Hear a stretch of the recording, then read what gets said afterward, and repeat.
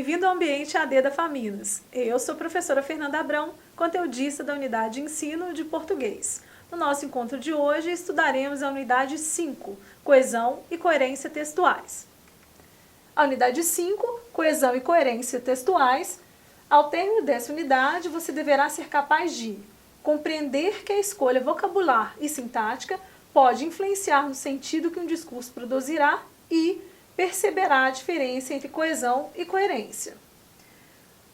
O esquema de coesão e coerência ele é importante para que você identifique como é que a construção textual ela vai ser organizada.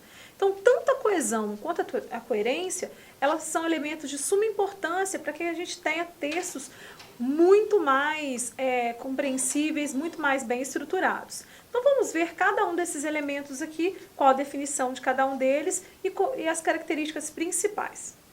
Sobre a coesão está relacionada basicamente com a forma do discurso, ok? Está relacionado com a parte de sintaxe, a parte gramatical, como estamos acostumados a dizer.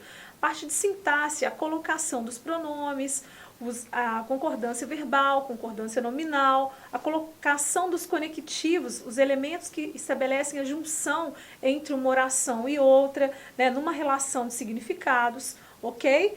Ela trabalha também com a questão da lexicologia. O que vem a ser a lexicologia? Léxico significa vocabulário, palavras, e logio, estudo. Então, estudo das palavras, a colocação correta das palavras na oração, a utilização de elementos aí que substituem por nomes outros elementos dentro de uma oração. Isso quer dizer o quê? Quando eu quero construir um discurso e não quero que ele fique repetitivo, assim como as histórias e textos de crianças menores, do ensino fundamental, por exemplo, em que há muita repetição de algumas palavras, nós utilizamos o quê? De outros vocábulos que possam nos auxiliar nessa construção discursiva. Então, ao invés de repetir várias vezes universidade, faculdade, por exemplo, a gente pode substituir por instituição.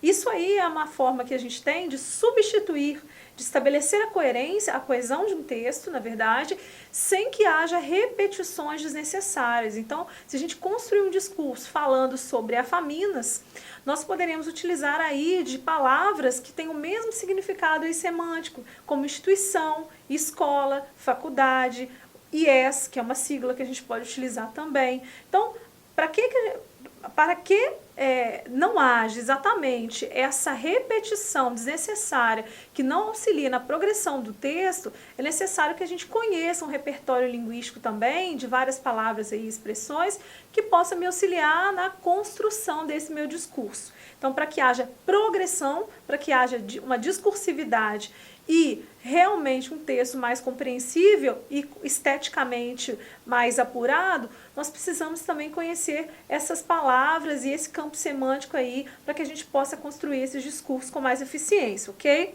Já a coerência, ela está relacionada basicamente com a questão da semântica. A semântica, ela é o significado, Então, assim, eu quero falar do significado, do conteúdo, das informações aí. Se há ou não uma relação de coerência entre essas informações, se não há contradição, se não há elementos que são utilizados no texto que possam vir a desestruturar a minha argumentatividade. Então, é muito importante trabalharmos aqui com um processo de coerência discursiva, trazendo elementos para o nosso discurso que possam nos auxiliar na construção de argumentos que sejam argumentos fortes, sem nenhuma fragilidade, tanto dos dados que são colocados, quanto das contradições que essas informações podem estabelecer dentro de um discurso. Então, é muito importante buscar temas e subtemas relacionados com o assunto que eu quero discutir, colocar informações ali que possam sustentar a minha tese e não o contrário. Caso eu não o faça, não observe essas expressões ou essas indicações, eu posso sim estabelecer uma incoerência no meu discurso. Vamos tratar aqui especialmente da questão da coesão do texto, em especial. Vamos citar aqui vamos observar o que Mateus afirma em 1983 sobre coesão. Todos os processos de sequencialização que asseguram ou tornam recuperável uma ligação linguística significativa entre os elementos que ocorrem na superfície textual podem ser encarados como instrumentos de coesão, que se organizam da seguinte forma. Então, organizei um esquema aqui para vocês muito interessante. A coesão, como eu disse, ela pode ser gramatical e lexical. Ela é gramatical quando ela trata da questão frásica, isto é, das informações que estão dentro de uma mesma frase, de um mesmo período, portanto, de uma mesma oração. Então, as informações ali de concordância do verbo, se a gente tiver no verbo na primeira pessoa, do plural, né, e a gente deve observar que os elementos também, o sujeito da oração, precisa também estar nessa primeira pessoa do plural. Então, eu tenho que tratar isso com uma coerência muito grande, né? Estabelecer esse elemento aí, selecionar os referenciais corretos, então dentro de uma mesma frase. A mesma coisa é quando a gente estabelece a coesão interfrásica. Quando eu tenho dois blocos aí de orações, dois significados, duas orações distintas, né? A Fernanda está explicando a matéria, é uma oração. A segunda oração, os alunos estão ouvindo ou assistindo à apresentação. Então, eu tenho duas informações. Para que eu estabeleça uma boa conexão entre essas duas orações, eu preciso escolher corretamente os conectivos que podem estabelecer essa equivalência de significados, em que a primeira oração, a professora Fernanda está explicando a matéria, e a segunda, os alunos estão assistindo essa apresentação. Então, se a gente coloca um conectivo como o E, por exemplo, que é um conectivo especialmente de adição, eu estou realmente estabelecendo a equivalência entre essas duas informações, não é? A professora Fernanda está explicando a matéria e os alunos estão assistindo essa apresentação. O E, então, ele conecta, ele estabelece uma relação interfrásica dentro desse discurso, ok? Ao passo que se nós optássemos por um outro tipo de conexão, como pois, por exemplo, talvez não conseguíssemos estabelecer essa coerência, né, e essa coesão discursiva. Então, a professora Fernanda está explicando a matéria, pois os alunos estão assistindo. Bem, na verdade, não há esse estabelecimento correto, né, entre a primeira oração e a segunda. Há uma desconexão, portanto, exatamente pelo fato da escolha desse conectivo ela não ser a mais adequada para essa construção discursiva, ok? Então, a coesão interfrásica ela vai ser estabelecida a partir da junção de duas ou mais orações a partir de elementos de conexão, como as conjunções, por exemplo. Mas poderia ser uma pontuação, poderia ser uma vírgula, ok? Então é importante a gente conseguir entender qual a intenção comunicativa até para escolher bem os conectivos que nós vamos aí estabelecer dentro desse processo aí de construção textual, ok? Já a questão da coesão temporal, ela vai também ter elementos de temporalidade, são as marcas dos advérbios de tempo, as marcas, né, dessa temporalidade, hoje, ontem, na semana passada, no século XV, ok? Todos esses elementos de temporalidade, eles precisam ser coerentes. Então, as informações também que eu estabeleço na construção desse discurso, em que eu organizo esse cenário em que as ações vão acontecer, eles realmente também precisam ser estabelecidos em uma relação equiparada. Caso contrário, não vai haver aí uma coesão efetiva aí no meu discurso, ok? E, ao mesmo tempo, a questão do referencial. Então, essa coesão referencial ela vai ser estabelecida da mesma maneira. Então, ao mesmo tempo que eu falo da professora Fernanda, eu posso usar elementos como ela, a docente, a professora, aquela. Então, esses elementos, aquela, ela, são elementos que estabelecem também, são pronomes, né? que eu utilizo para fazer a referência, a remissão, a busca aí desse sujeito que é a professora Fernanda. Então eu posso também utilizar de elementos aí, né, de pronomes relativos, pronomes pessoais, para me auxiliar no processo de recuperação do sujeito de oração, sem que eu possa aí sem que eu estabeleça aí essa repetição da professora Fernanda em várias partes do texto, o que ocasiona aí um texto redundante, redundante nem sempre, mas repetitivo e cansativo, né, pouco estilístico. Então, assim, a coesão também ela serve para me auxiliar nessa questão estética do meu discurso, mostrar que há um refinamento do meu texto que pode sim me auxiliar nesse processo, né, de construção aí discursiva mais elaborado, mais requintado, ok?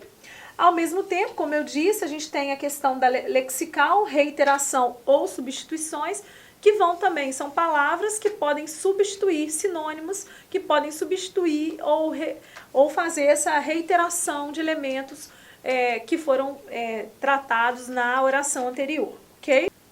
A coesão frásica, como eu disse, ela vai estabelecer uma ligação significativa entre os componentes da frase, com base na concordância entre o nome e seus determinantes, sujeito e o verbo, entre o sujeito e seus predicadores, na ordem dos vocábulos da oração, na regência nominal e ou verbal.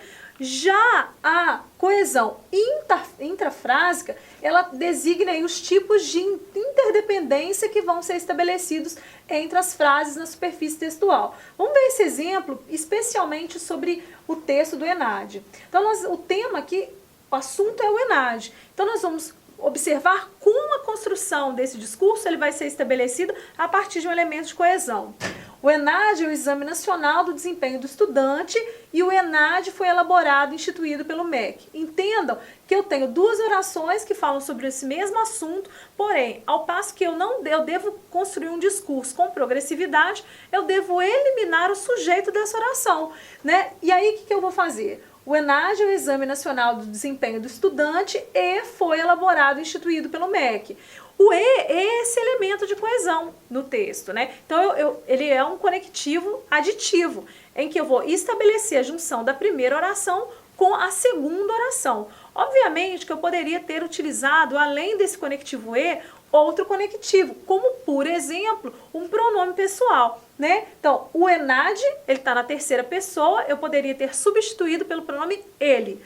Vamos ver. O ENAD é o Exame Nacional do Desempenho do Estudante e ele foi elaborado e instituído pelo MEC. Ou, ele foi, tá vendo? O ele, e eu coloco esse pronome também dentro da oração. Então, vocês percebem que eu posso construir um discurso substituindo, retirando ou apenas colocando um elemento de coesão para estabelecer esse processo aí de junção entre as orações, ok? Bem, o ENAD é o Exame Nacional do Desempenho do Estudante, mas foi elaborado e instituído pelo MEC. Observem como há uma incoerência ao ser utilizado um conectivo como mais, que dá a ideia de diversidade. Sendo assim, ele não cabe nessa oração. Por quê? Porque nós estamos falando do mesmo tema, que é o ENAD, e a primeira oração é verdadeira e a segunda também é verdadeira. Dessa forma, o elemento mas, ele não estabelece uma boa coesão entre as duas orações, exatamente pelo fato das informações contidas nessas duas orações, elas serem de progressividade. Eu estou adicionando informações a respeito do ENAD e não estabelecendo uma relação aí de contrariedade também sobre o ENAD ou sobre informações dessa temática, ok? Então, observe muito bem quais os conectivos estão realmente auxiliando no processo de progressão discursiva. Caso contrário, não utilize. Então, é muito importante, ao invés de decorar todos aqueles conectivos, é entender qual é a minha intenção comunicativa. Essa expressão é que eu utilizei a maior parte das nossas conversas aqui ao longo dos nossos encontros, não é? A situação comunicativa ela é importante, a minha intenção discursiva é importante. Eu preciso entender onde quero chegar para utilizar bem as palavras e expressões e, por que não, os conectivos. Dessa forma, a coesão interfrásica ela vai ser estabelecida da melhor maneira possível, ok? Além disso, como eu disse anteriormente, nós temos a coesão temporal aqui, que vai estabelecer elementos exatamente de tempos verbais, obedecendo uma sequência plausível das informações, bem como a utilização aí de advérbios que vão ser os marcadores de temporalidade. Vamos ao exemplo. O sentimento do amor só atinge o auge verdadeiramente quando ocorre o retorno desse sentimento ao objeto ou pessoa amada. Então, o elemento aqui que se estabelece aí é o quando, né? Então, ele vai trabalhar aí nesse processo aí de temporalidade, a partir do momento em que, né? Então, esses elementos conectivos poderiam até substituir, né, o quando dentro dessa oração, pois eles estabelecem a mesma relação de significado. Já a coesão referencial aqui, vamos observar o exemplo, né, a definição. Nesse tipo de coesão, um componente da superfície textual faz referência a outro componente, que é claro, já ocorreu antes, né, pessoal? Para essa referência, são largamente empregados os pronomes pessoais, pronomes possessivos, demonstrativos, indefinidos, interrogativos, relativos e diversos tipos de numerais, além dos advérbios, como aqui, o ali, o lá, o aí e alguns artigos. A coesão referencial aqui, observem, para o bombeiro Celso Serrano, do Batalhão de Grupamento Marítimo, a corporação está sofrendo por falta de apoio. Ele diz que espera que a situação se resolva da melhor forma possível, mas pede que os bombeiros sejam lembrados por eles como são de verdade. Estamos como heróis esquecidos. Nós lutamos, dedicamos toda a nossa vida à saúde para ajudar servindo a população. Mas agora estamos precisando de ajuda, queremos um salário para sustentar uma família com dignidade, afirma o bombeiro. Então, referência do Notícias R7. Bem, vocês podem observar que o bombeiro Celso Serrano, ele é sempre referenciado ao longo do texto, sendo substituído por pronome, ou um pronome relativo, ou por um substantivo. Então, ele refere-se ao bombeiro, eles e nós referem-se aos bombeiros, o bombeiro se refere a Celso Serrano. Então, vocês podem observar que há uma progressividade no texto, porque eu estabeleço uma relação, uma conexão aí, uma coesão entre os elementos desse discurso ao substituir ou ao me referenciar a eles com outros elementos aí de classes gramaticais diferentes, ok? Isso é importante para gerar essa discursividade. A lexical, como eu afirmei para vocês anteriormente, eu vou usar retomadas de palavras ou expressões que ocorrem quando há aí um fato ou coesão aí. Vamos ver os exemplos? A Faminas convida toda a comunidade da cidade de Muriaé, região, para o Arraiá da Faminas, que ocorrerá no dia 17 de junho. A instituição promove o evento com o objetivo de propiciar a integração de todos os colaboradores, bem como entre alunos e a população do município e o entorno. Então, observem que o foco é a Faminas, a instituição, ela é substituída por instituição. O Arraiá da Faminas, eu retomo com a palavra evento, cidade é retomada aí por município. Então, dentro desse pequeno texto, eu tenho um grande número de elementos coesivos, exatamente pelo fato de estabelecer uma relação entre essas informações do texto. Preciso ser o mais sintético possível, uma notícia. Então, é exatamente nesse momento em que eu preciso sintetizar essas informações, não repeti-las e exatamente suprir o maior número possível de expressões repetitivas. Para isso é necessário estabelecer conexões com os pronomes pessoais, no caso de sinônimos aqui, né, para que eu consiga ter uma evolução no meu discurso. A gente também tem a hiperonímia e a hiponímia.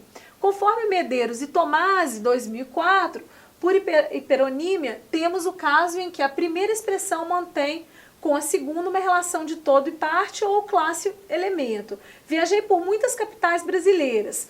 Manaus é uma das mais belas. Então eu pego primeiro do geral, né, capitais brasileiras, e vou para o específico, que é, no caso, Manaus. Eu poderia começar ao contrário. Manaus é uma das mais belas capitais brasileiras. Eu poderia fazer exatamente o contrário.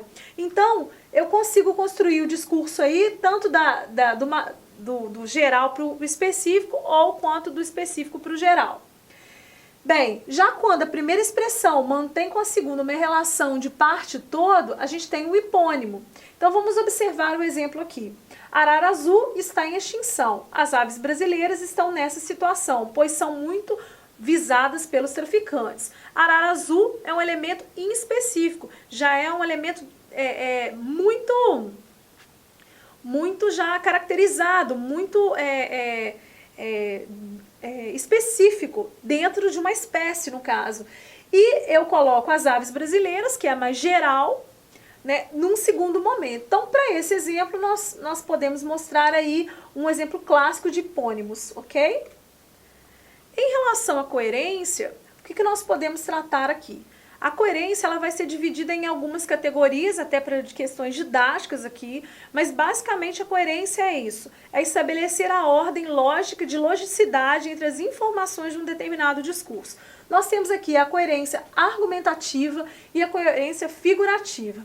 No primeiro exemplo, a gente pode ver que ela se relaciona às ideias do autor, implicações ou adequações que se estabelecem entre certos pressupostos dos quais se faz inferências ou se tiram conclusões. Já a coerência figurativa são todas as figuras que permanecem sobre o mesmo tema, sobre o mesmo assunto. Então, vou tratar de um assunto, como falamos ali, o ENAD, ou um evento da instituição, todas as informações precisam ser pertinentes a esses temas, tanto ao ENAD, como, por exemplo, a um evento na instituição, como o Arraiá, que nós universitário, como foi citado anteriormente, ok? A coerência figurativa, nós temos um exemplo do Fiorin e do Savioli para apresentar aqui. O quarto espelhava as características do seu dono, um esportista que adorava a vida ao ar livre e não tinha o menor gosto pelas atividades intelectuais. Por toda parte havia sinais disso: raquetes de tênis, pranchas de surf, equipamentos de alpinismo, skate, um tabuleiro de xadrez com as peças arrumadas sobre uma mesinha e obras completas de Shakespeare. Esse é o exemplo que o Fiorin e o Savioli nos apresentam, identificando alguns elementos de incoerência com as afirmativas que foram feitas sobre essa personagem, né? Então, o quarto espelhava as características de seu dono, um esportista que adorava a vida ao ar livre e não tinha menor gosto pelas atividades intelectuais. Bem, vamos pensar. A partir daí, nós vamos imaginar um cenário, uma figura completamente com elementos dentro desse quarto, apenas voltado para o universo esportista. Em nenhum momento nesse discurso poderíamos ter exemplos aqui de obras completas de Shakespeare ou um tabuleiro arrumadíssimo de xadrez, apesar do xadrez ser também, né, é um esporte.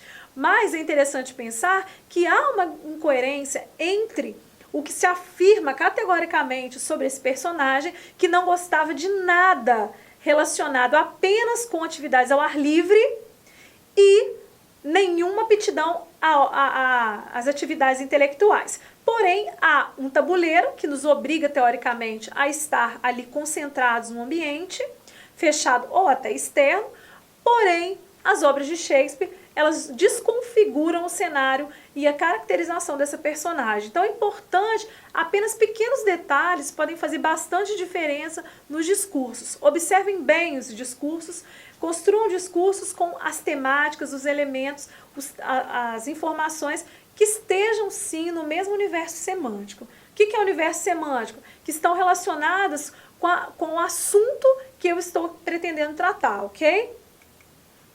Já a coerência argumentativa, nós temos exatamente a utilização de ideias pretendidas e defendidas por um determinado autor. Então, todas essas informações, elas precisam estar muito bem estruturadas para que eu consiga, de fato, convencer o leitor da tese que eu desejo defender, ok? Vamos ao exemplo. Embora existam políticos competentes e honestos, preocupados com as legítimas causas populares, os jornais da semana passada noticiaram casos de corrupção comprovada praticados por um político eleito pelo povo. Isso demonstra que o povo não sabe escolher seus governantes. Observe que a conclusão, nesse caso aqui, né, já estou explicando para vocês, é incoerente com os pressupostos colocados no próprio texto, que admitem que existem políticos competentes e honestos e não diz que esses políticos não foram eleitos pelo povo. Casos de corrupção comprovada no texto se refere a um político que foi eleito pelo povo. Há também políticos honestos entre os governantes. Então, o que a gente pode concluir que não é coerente que o povo não sabe escolher seus governantes. A conclusão coerente seria afirmar que boa parcela do povo não sabe escolher todos os seus governantes e também que nem sempre, mesmo aparentemente sendo pessoas idôneas, ao decorrer da sua vida, às vezes política, eles podem mudar a sua conduta. Então, assim, é uma conclusão muito fechada em relação às variantes que a gente pode ter e as interpretações possíveis, ok? Com relação à coerência, podemos citar também a questão da coerência narrativa e a coerência temporal. Ao passo que a coerência narrativa, ela vai caracterizar as ações dos personagens e atribuídas a eles, né, num determinado momento, cenário e momento histórico. Já a coerência temporal vai apresentar uma compatibilidade entre os enunciados do texto do ponto de vista da localização no tempo. Então, as indicações e marcas temporais são importantes também para a gente perceber se há ou não essa incoerência do discurso. O exemplo, o cadáver foi encontrado morto no carro. E aí, gente, o cadáver foi encontrado morto? Bem, eu acredito que o cadáver seja morto mesmo, né? Se fosse um corpo, aí talvez houvesse mais coerência. E vende-se cobertores para casal de lã? O casal é de lã? Os cobertores são de lã? Então, são alguns elementos aqui que a gente pode observar que fazem diferença no discurso, né? Que são informações que foram aí retirados, exemplos que foram retirados, né, de anúncios, mas que a construção, por um detalhe mínimo, acaba gerando aí uma incompatibilidade das informações.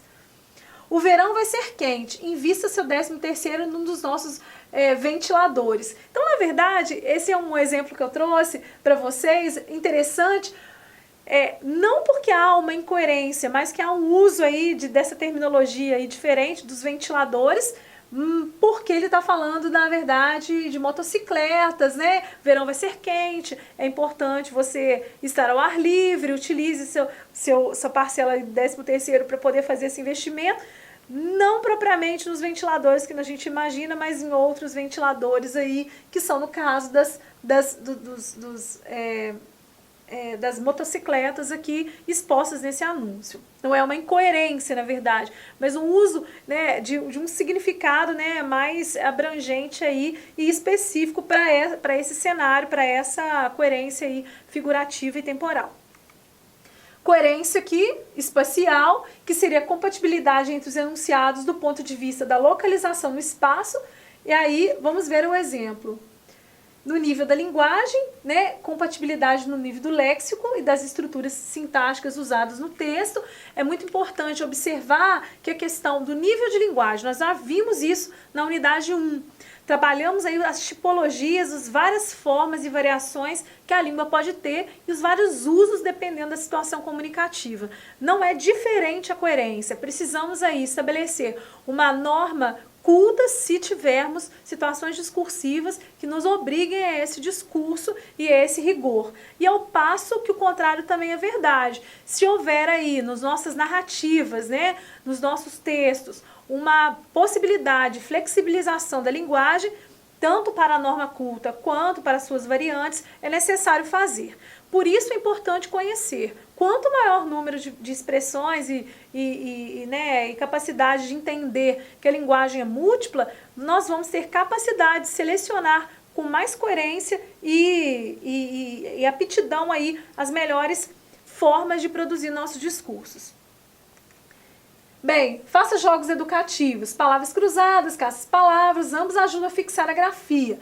Melhora a sua escrita, escreva muito, bilhetes, cartas, e-mails, redes sociais, atenção para a concordância das frases, da pontuação, escreva bem sempre, seja conteúdo formal ou não. Consulte o dicionário, é prático para descobrir sinônimos, desvenda o significado de uma palavra, amplie o número de vocabulários, leia com frequência, enriquece o vocabulário, estimula a criatividade e incentiva a memória.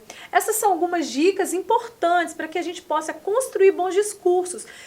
tanto trabalhar com a questão da coerência quanto da coesão, né? Buscar ajuda, buscar informações, buscar pesquisar, buscar ler, tentar identificar o significado das palavras, buscar o maior número possível de fontes que possam nos auxiliar nessa maravilhosa tarefa de produção textual também.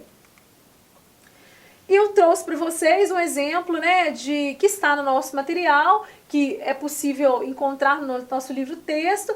Magnífico reitor da Universidade de São Paulo, tendo tomado conhecimento pelos periódicos da capital paulista de que o prefeito da cidade universitária, onde está situada a Universidade de Vossa Magnificência, com Alto Descortino, resolveu interditar o acesso da população ao campus nos finais de semana. Ouso vir à presença de Vossa Magnificência para manifestar-lhe o meu repúdio ao fato da instituição pública querer subtrair da população de uma cidade desumana um estado de lazer. Francamente, achei a maior sujeira da parte da USP, sacanagem, nada a ver.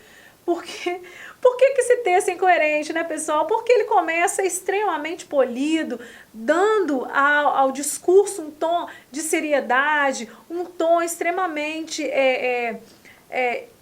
da norma culta, porém, no final, ele realmente utiliza de terminologias que não são adequadas, até coerentes para o próprio discurso que ele começa a estabelecer. Então é importante a gente não deslizar.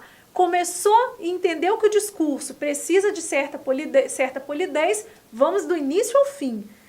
Caso contrário, nós também, para não ficar muito enfadonho, muito enjoado, né, muito inadequado, portanto incoerente, nós precisamos também, em situações com mais flexibilidade, construirmos discursos mais tranquilos, com um vocabulário nem tão refinado assim, ok? Mas vale lembrar, independente da linguagem, seja ela da norma culta, ou seja ela uma das suas variações, é importante sim a coerência e a coesão dessas informações, ok? Conhecimento de mundo é extremamente importante para o processo de discursividade, de construção textual, como eu disse, os mecanismos gramaticais e semânticos da língua, selecionar corretamente os vocabulários, relacionar as palavras umas com as outras, construir discursos que possam ser capazes aí de atingir o nosso público-alvo.